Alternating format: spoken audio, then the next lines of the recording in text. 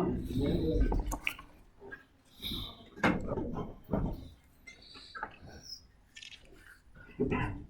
the name of God, the compassionate, the merciful, I thank all our presenters, Philippe and others, for their beautiful contribution. What I would like to share with you is some reflections on the union with God and what can grow it, as was the topic for this session. And I have been thinking that there are different ways to talk about this topic from Islamic perspective. And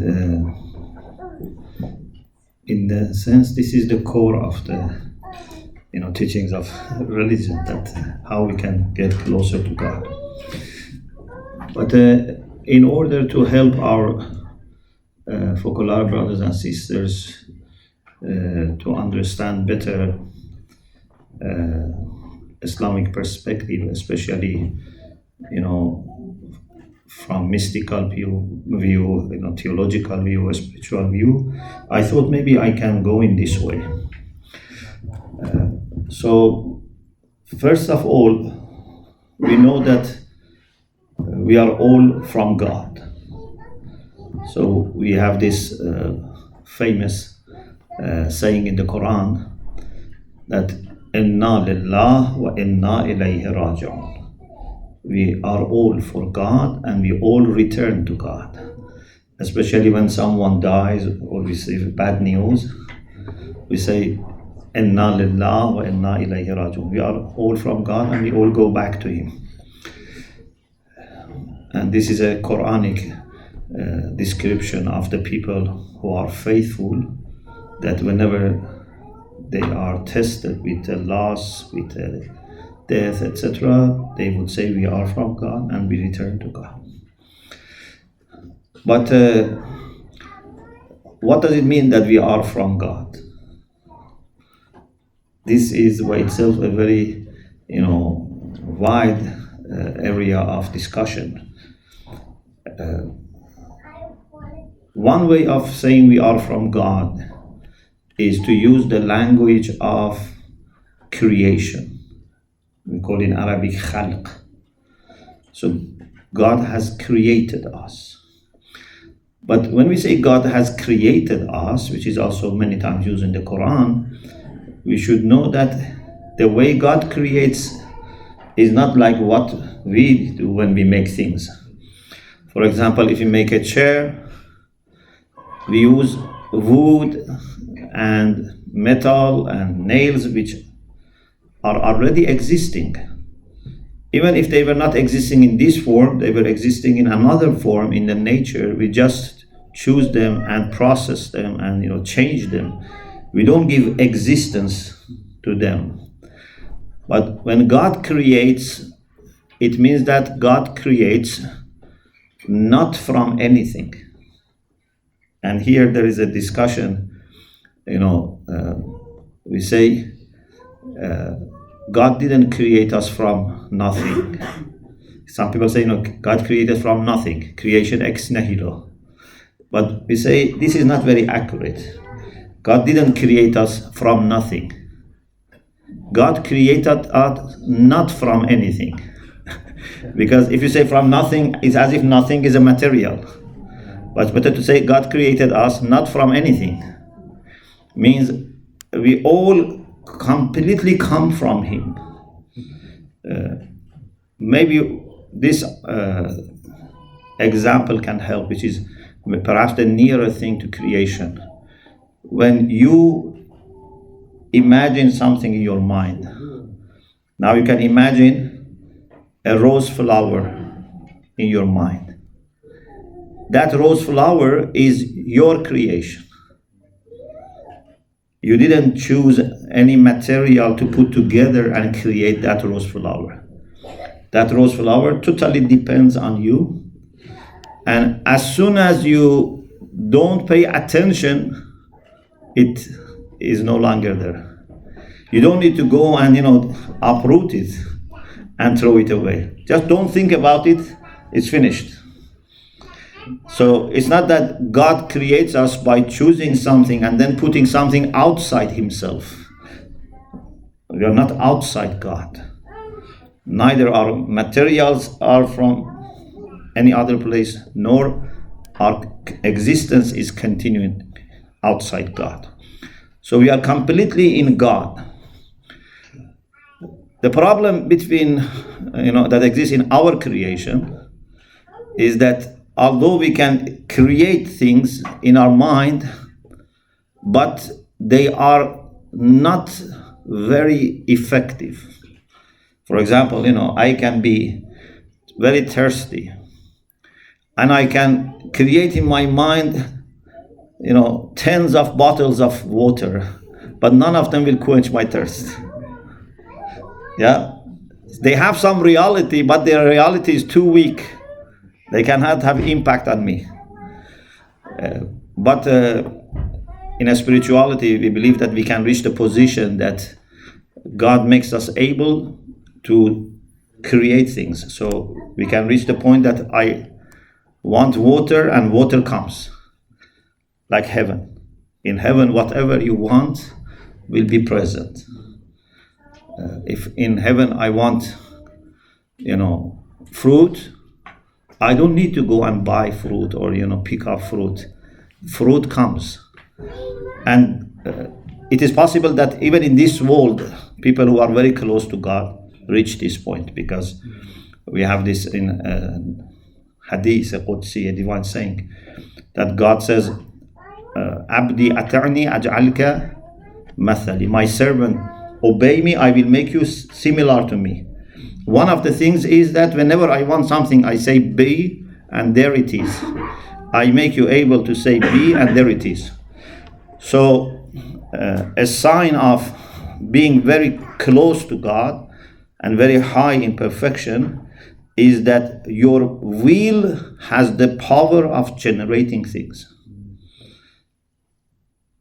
I struggle with my will changing myself, but those who are very close to God, their will has big impact on others and can generate things. The power of will is very important. Okay, so God has created us not from anything and not by projecting us outside himself. Many people think that God has created us by projecting or throwing us outside. This is not true.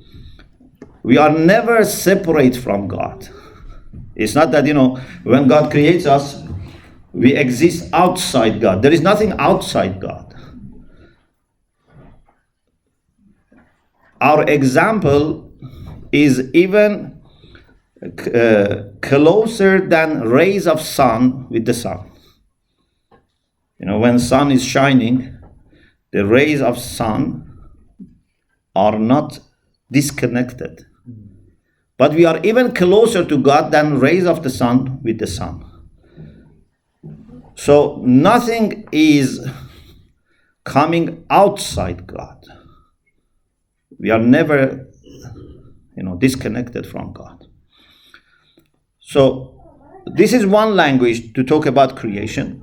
Another language which philosophers, creation mostly by theologians and the scripture, philosophers mostly use what we call sodur, issue. Something is issued by God and from God. Issued is like, for example, radiation of sun, maybe it's a better example for something being issued. Or for example, you have apple. This apple smells very well. The fragrance is coming from apple, but it's not separate from apple. It constantly is coming. Another language which is used is manifestation, and most mystics use this. They say everything is manifestation of God. Everything is not separate from God, just a sign, a manifestation of God. In any case, whatever language we use or whatever terminology we use, of course, these are not just, playing with words. These are very fundamental ways of understanding the relation with God. What is important is that we all come from God. We are all in connection with God. There is no way to be disconnected. If we are even for a moment disconnected, we cannot exist. But now the question is, what does it mean that we return to God? If we are already connected with God, what does it mean that we return to God? And what does it mean to be trying to be godly? If everyone by default, by nature is connected, what does it mean that we want to get closer to God? So the answer is that when God created everything, these things are in two levels.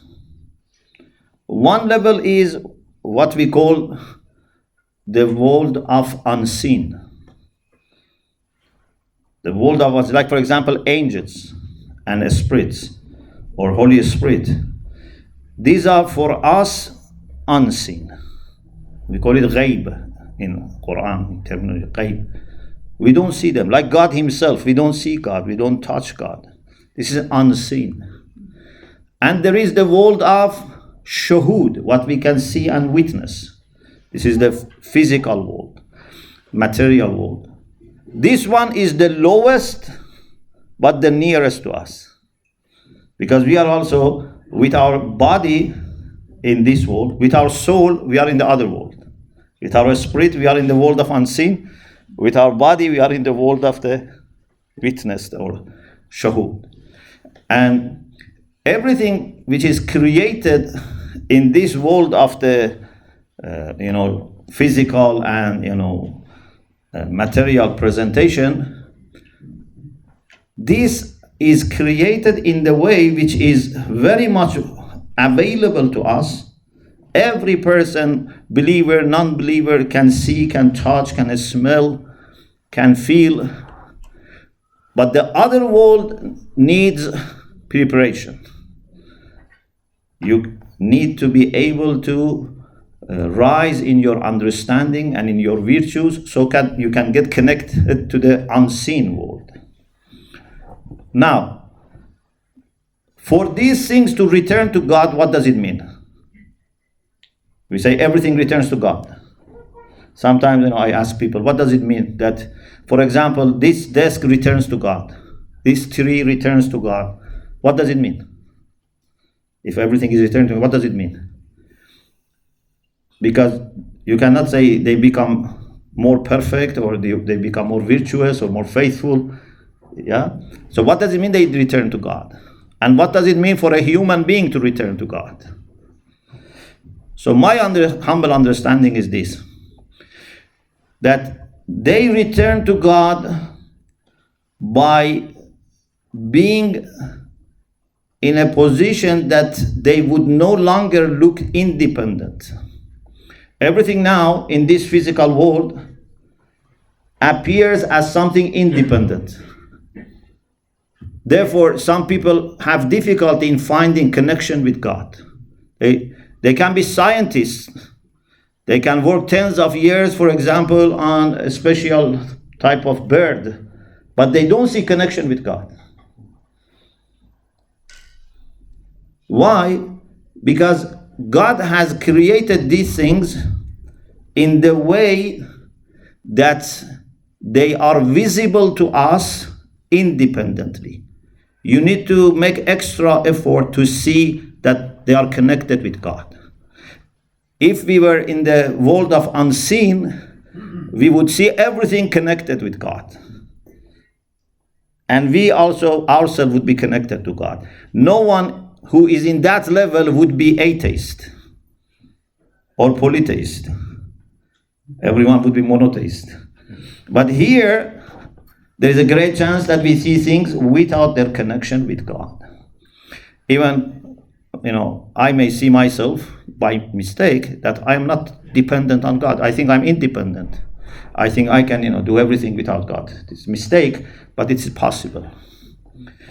Why? Because we have been put in a position which is the lowest in the whole realm of existence from God, and therefore we can manifest ourselves as if we are independent. For them to return to God means that we will see them on the day of judgment in the way that their connection with God is obvious. They will tell us, they will speak to us that we are from God. They glorify God, they praise God.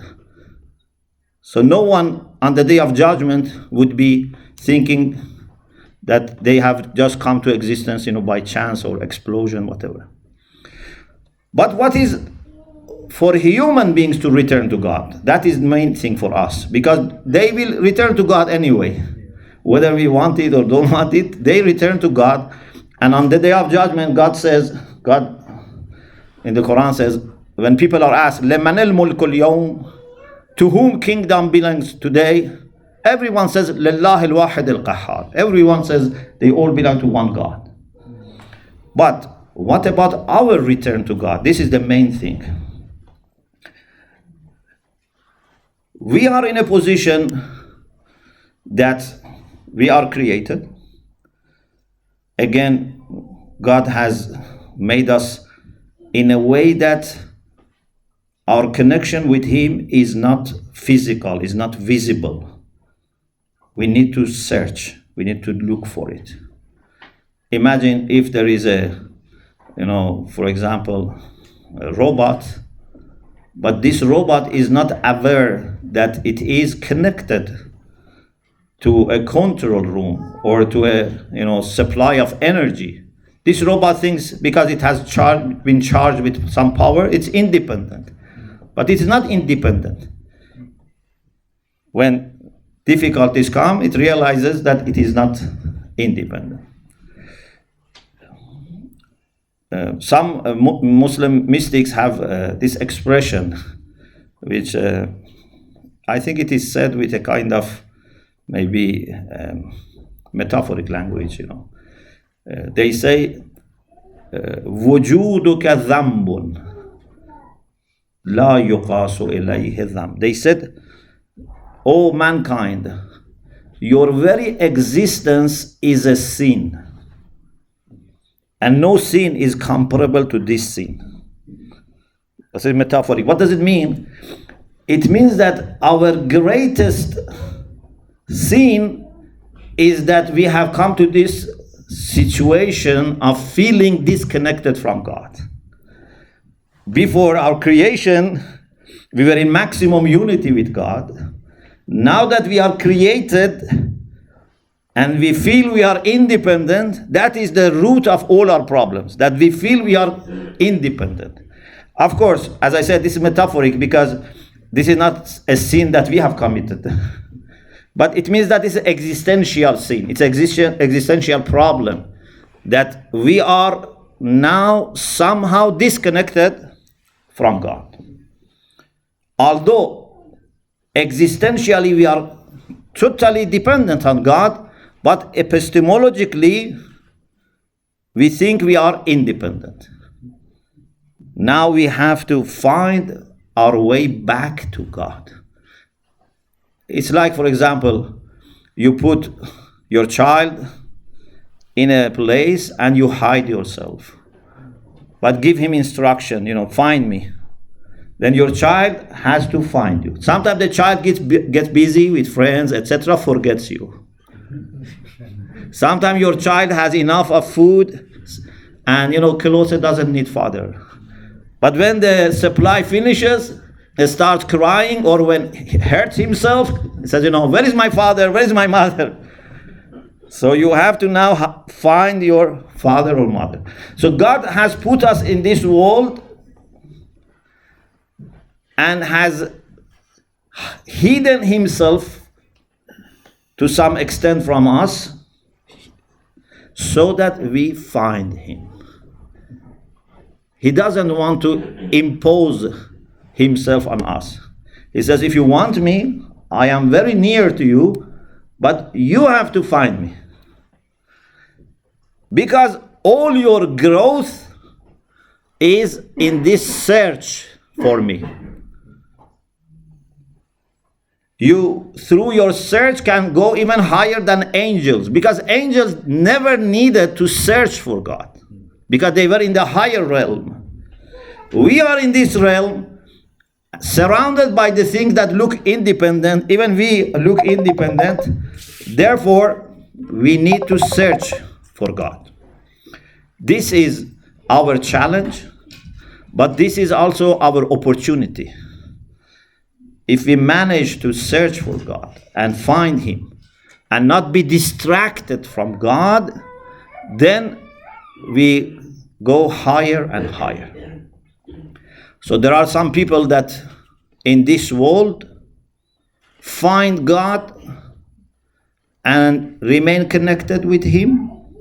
There are people that unfortunately in this world don't find God, don't connect to Him. But all human beings in the hereafter will find God. The Quran says, Ya ayyuhan nas, Ya ayyuhal insan, innaka kadihun ila rabbika kadhan famulaqi. Oh mankind, all of you are working to reach God, and you will finally reach God. But for those who reach God on the day of judgment, this is not perfection. This is not progress. Because you didn't do anything to make progress. But for those who search for God in this world and reach God, this is perfection. So believers, non-believers, all will find God. A time would come that they will all find God without any veil. But as I said, it's not a perfection. And some people, Quran says, have very difficult time. Some people, when they meet God in the hereafter, their faces are bright. They are very happy. This is the greatest experience in their life, that they can meet God. Not physically, but intellectually and spiritually. But some people, when they meet God, because they didn't find Him in this world and they didn't, obey Him, they find God, but they have to bend their head. They don't look at the face of God. Like a criminal. A criminal, when he's in front of a very kind and just judge, still is embarrassed. Wishes that he didn't exist. But a nice person who was acting virtuously would be very happy in the court. So, this kind of return to God happens for every creature, happens for every human being, but what is better and what is recommended is that we ourselves find God in this world. Not that wait God shows Himself in the hereafter, because then we cannot change. But here we can change. If we find God in this world, in this life, then we can try to become like Him. We can try to resemble Him. We can try to become godly. So every attempt that religion, all the prophets, messengers, spiritual masters, they tell us is that in this world, find your connection with God. In this world, try to understand your entire dependence on God. In this world, try to reflect the light of God on yourself and others. So, what's the way to be able to get connected to God in this world and improve? This is the second part of my discussion. So, if you want to find God in this world and improve, as we said, if you want to summarize in one word, we can say search. Search is very good, word, because search shows that you have already some understanding. You cannot search for something that you don't know. Yeah? You cannot search for someone that you don't know. You cannot love something or someone that you don't know. You can know better afterwards when you find it. But even before that, when you search, you have to have some idea. Search and love and desire, they all need some prior knowledge. They say, someone said to his parents, I want to marry. And they said, are you sure? He said, yes, I am, very much loving someone and I want to marry. And they said, okay, if you really have fallen in love, then we should, arrange this. Then they asked him, okay, whom do you love? He said, anyone. I am in love, but with anyone you choose. Because he felt he's in any.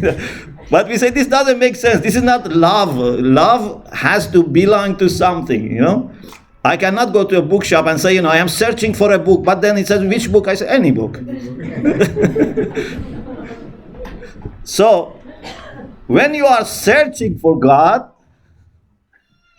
it means that you must have already some knowledge of God. And Quran says every human being has been given an encounter with God already.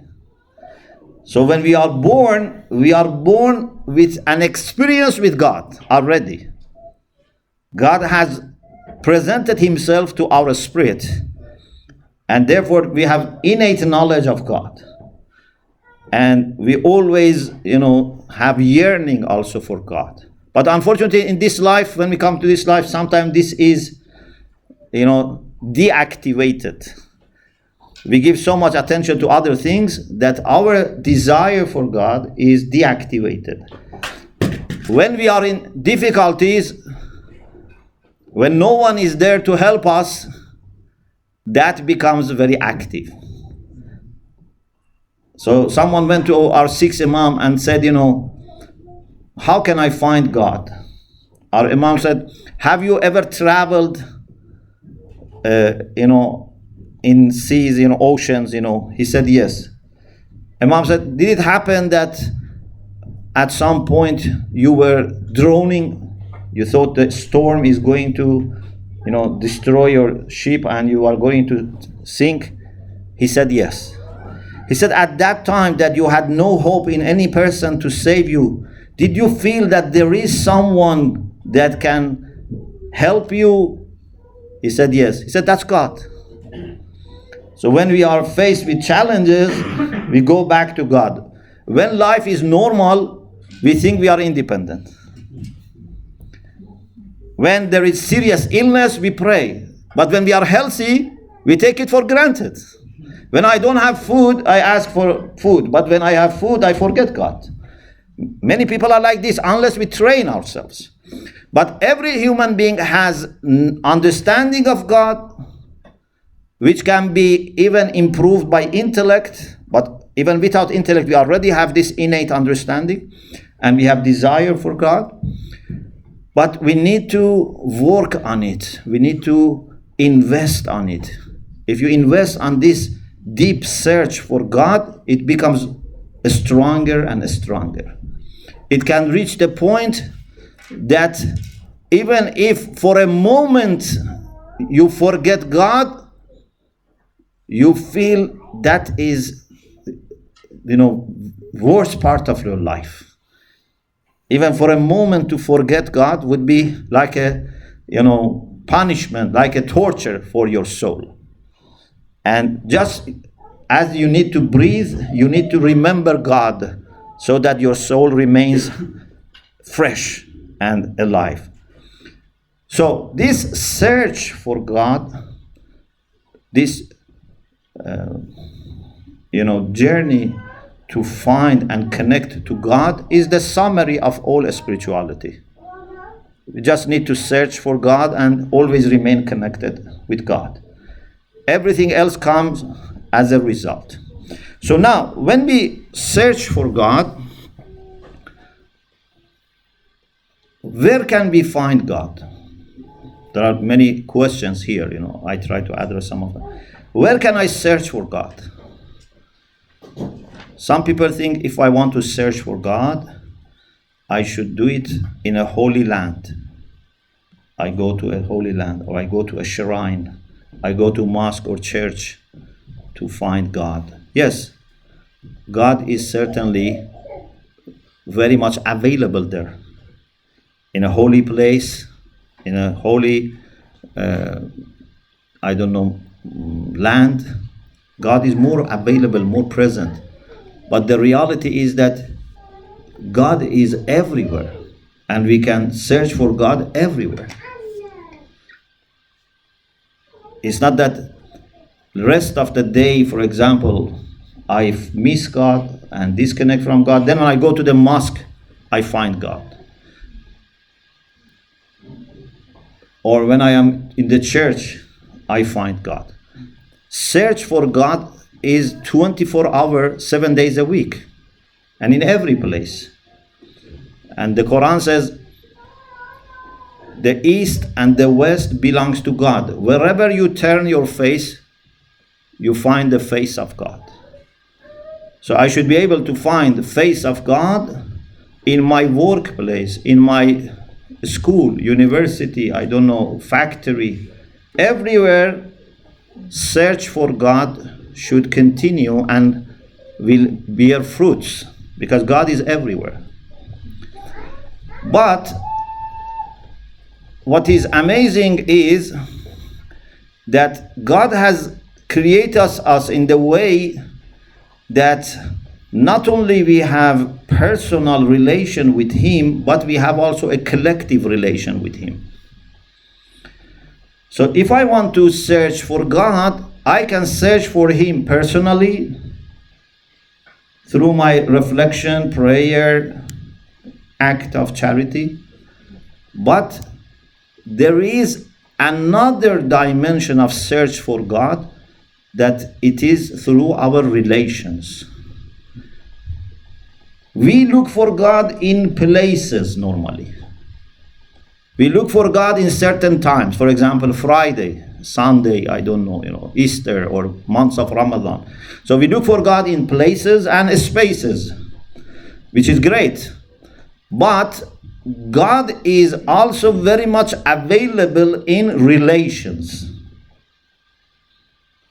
My relation with you is a very good place to find God or to miss God.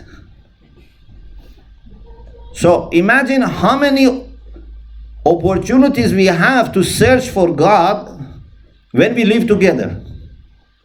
If I am alone, I can search for God, but just in a personal way.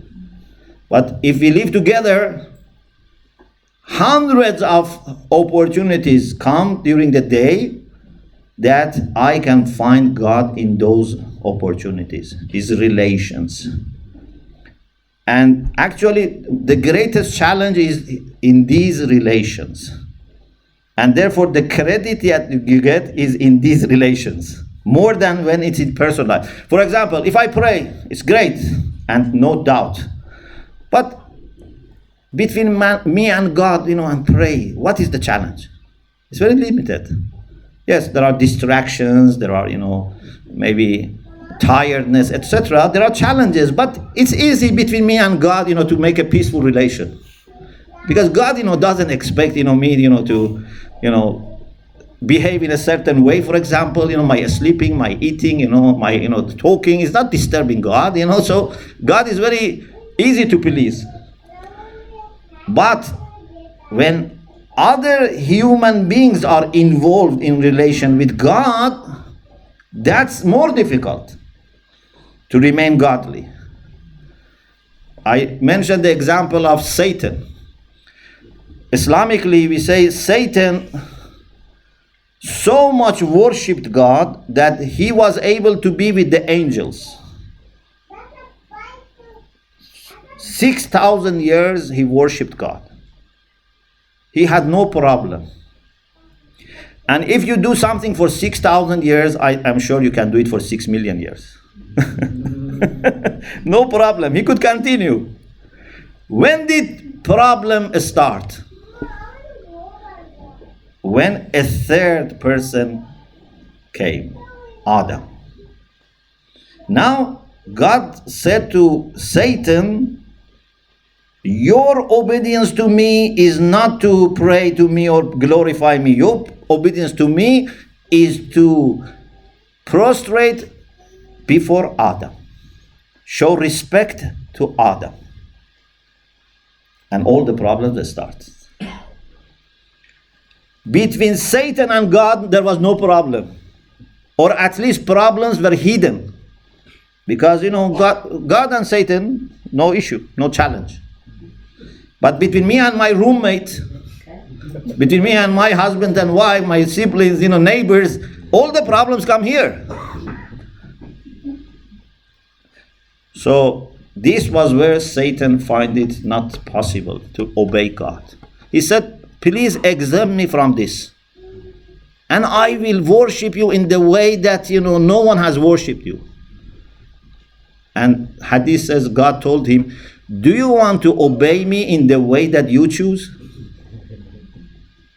Many times, I wish, instead of being able to, or being asked to, for example, work with, some difficulties in community or family, I just go and pray. I feel much better and easier and peaceful, I don't want to help my wife, I want to go and pray. But God, at every moment, has a certain expectation from us. We shouldn't choose that, God, now I want to pray. No, maybe God wants now I help my wife.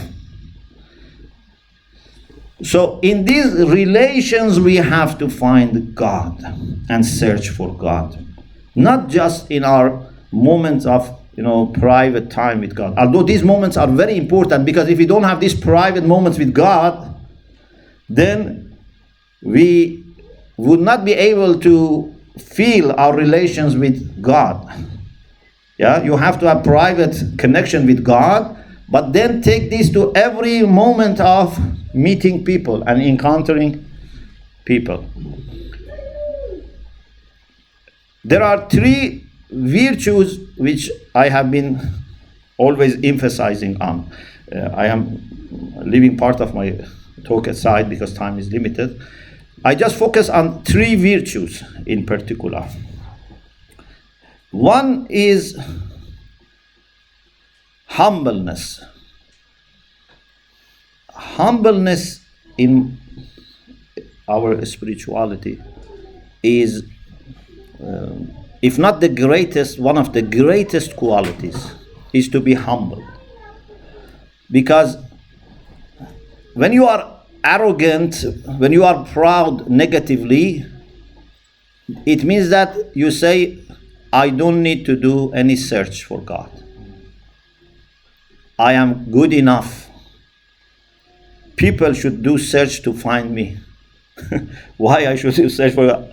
Someone who is arrogant thinks that he is the center of the world. Everyone should serve him. Everyone should listen to him. Everyone should appreciate him. Arrogance doesn't let you to search for God. Even if you verbally say, I am searching for God, arrogant people cannot search for God.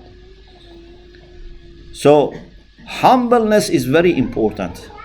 And when it comes to humbleness, there are two sides. Everything that I say has two sides. One is humbleness before God,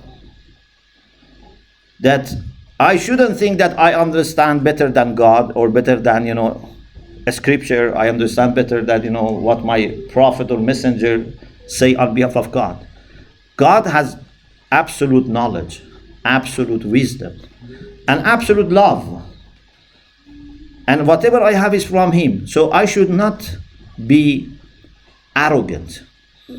For example, the Quran talks about Qarun. He was very rich to the extent that just to carry the keys of his treasures needed a group of strong men to carry just the keys. آتيناه من الكنوز ما إن مفاتحه لتنوء بالعصبة. It was difficult even for a strong man to carry just the keys. He had so much of wealth. But when he was told, ابتغ فيما آتاك الله الدار الآخرة, seek in what God has given you the hereafter. So with the wealth that God has given you, do something for your hereafter. Do some charity work for your hereafter. You are not going to use all this money. What did he say? He said, إنما أوتيته على علم من عندي. He said, I have been given this wealth because of my knowledge. They said, God has given you. He said, no, it was my cleverness. I was, good in business. I made this money. God didn't give me money. This is arrogance. God gives us with blessings, and then I think I own them and I, have made them. So, humbleness in front of God, but also humbleness in front of people. There are people that maybe before God they are humble, but before other human beings they are not humble. So we need to be also humble before people. We should not show any superiority to people. Our Imam says, من يرى أن له على الآخر فضلا فهو من المستكبرين. Whoever finds that he is better than someone else, he is arrogant. You saw in Sister Shahna's presentation that God said to Moses, according to a hadith, next time you come for appointment, bring someone worse than you. And Moses could not take any of his people to say they are worse than me. Although he was their prophet, but he couldn't say they are worse than me. No priest, no imam, no pope, no grand ayatollah. If they are humble, they think they are better than people. People look at them as holy people, but they don't look at themselves as holy people or better than others. They think everyone else can be better than them. So Moses could not take any person and just saw an ill and bad looking dog and said, shall I take this dog with me? But then said, no, even this dog is better than me, because this dog has not disobeyed God. So he went to meet God, and he didn't take anything with him. And when God asked, why you didn't bring anyone? He said, because I didn't find anyone worse than me. And God said, if you had brought that dog, you had lost your position. So if I feel I am better than any person, this means that I am arrogant. And this is a constant challenge. That you must think that your children, your friends, your students, even your enemies can be better than you. Why? Because maybe they have qualities that you don't have. Or maybe they end with something better that you end with your life. Who knows what is going to happen to me? So, humbleness before God, humbleness before people. Again, the second quality, which is very important, is gratitude. A key for success is to be grateful. Those who are arrogant are never grateful. And those who are grateful, they can get rid of arrogance. I'm not saying they definitely are not arrogant, because it depends how grateful you are. If you are very grateful, no arrogance remains. And if you are humble, you become grateful. They are all well connected. So again, grateful to God for all his blessings, which are never finished, never, we can exhaust them. It's very important to be grateful to God. And grateful also to people. Our Prophet said, if you don't thank people who have been channel of receiving mercy of God, if you don't thank them, you have not thanked God. Or we have in hadith that on the day of judgment, someone finds that he's registered as someone who was not grateful. He says, I thanked God every day, for example, but you didn't thank the person who helped you.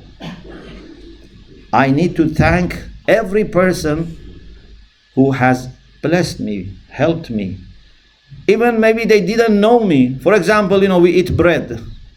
But so many people have worked so that we can have bread. Yeah, I cannot thank only God. I should thank people who provided us with this bread. I should always thank my parents, my teachers, and also other people. So, thanking God and thanking people. And the third thing that I emphasize on, and it's my last point, is love. Love for God is the alchemy, is the thing that has magic power. Because to become closer to God, you need to develop lots of virtues and to get rid of lots of bad habits, lots of vicious traits of character. And sometimes it's difficult, takes time. But if you develop love for God, love has a special power. Then you just quickly and easily move towards God. Imagine if you want to learn another language. If you don't love that language, it's so difficult to learn. Or if you don't love that people. Imagine I hate some people and I want to learn the language. It's very difficult. But if I love that language, that people, that culture, then it becomes very joyful and I learn much more quickly. One reason children learn how to speak so quickly is because they want to learn language of their parents, whom they love. Yeah? This is the way for them to connect better to their parents. So they joyfully learn language. So if we love God, we do things very naturally and organically. We don't feel as a pressure, as a kind of obligation. Imagine sometimes, of course, with a sense of humor. I say, for example, imagine if your mother is going to visit you or your father, then you joyfully clean the house, put perfume, prepare food, everything joyfully. But if someone that you don't like is coming to your home, I don't mention who, but so what do? You delay to last day, because you have no heart to this, and you keep it to the minimum. Many things you just hide them. You put on the carpet, or you hide in the cupboard, or certain rooms you close. You don't want to clean all house, even outside, because someone that you don't love is coming. You keep it to the minimum, and you don't enjoy. You feel it's painful. I'm wasting my time. Why this person is coming to my house? So with God, if we do things with love, it's not painful. It's an honor. Yeah. If for example, Prophet Muhammad or Jesus are going to visit us, for us would be great honor that if they say I come to your home, I cannot even sleep. I am full of joy. But with God must be much greater than this. The problem is that when we want to do something out of love for God, we may think God has to come to us, or his prophet must come to us so that I do something for him.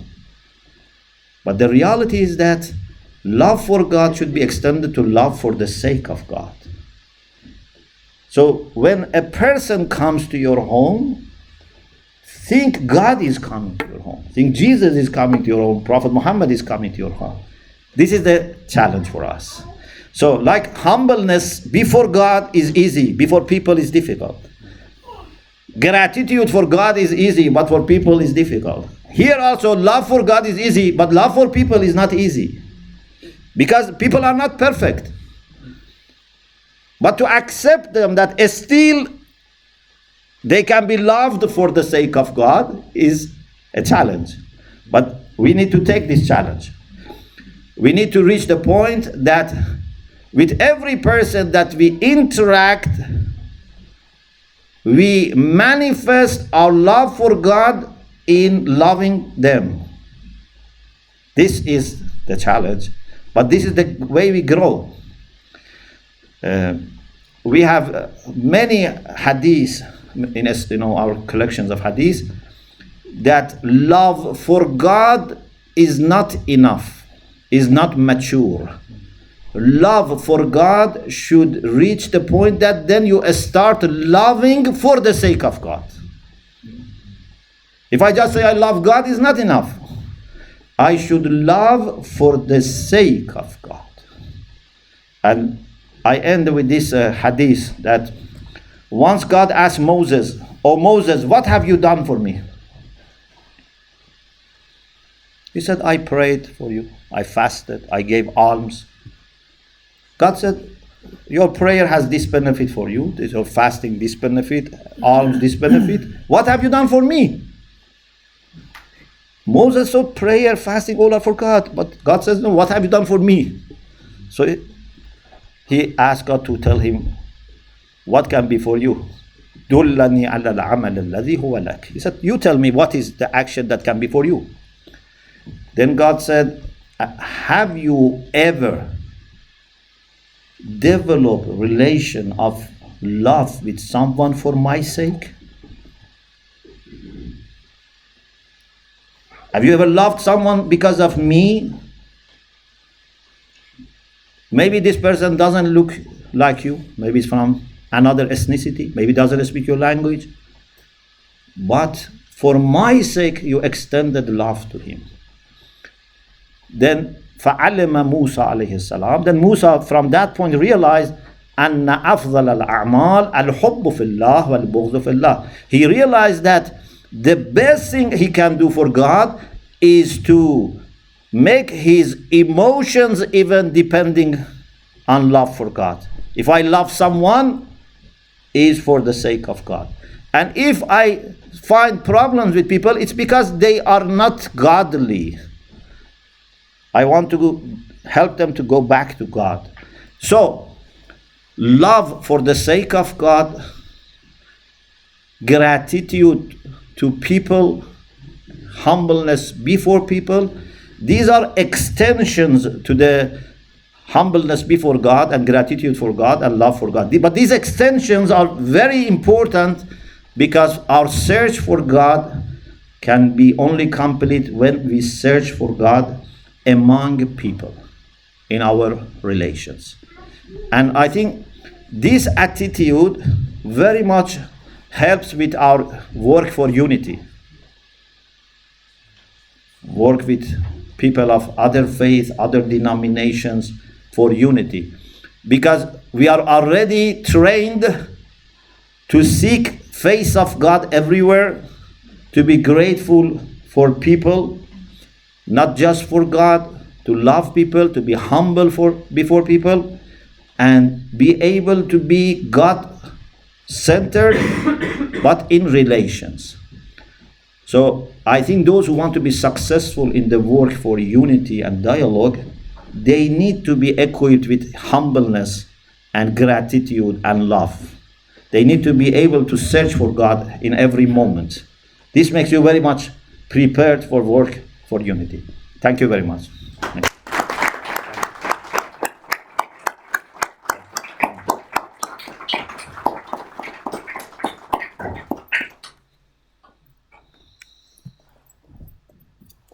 Thank you so much for such a beautiful talk. And as you said that doing all these things together, we discover our spirituality.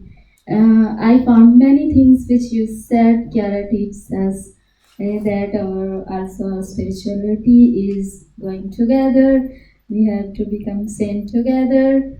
And also, without brother, we cannot go to God. Thank you so much. You're welcome. Thank you. And now we have a break for 15 minutes, and after this 15 minutes, we will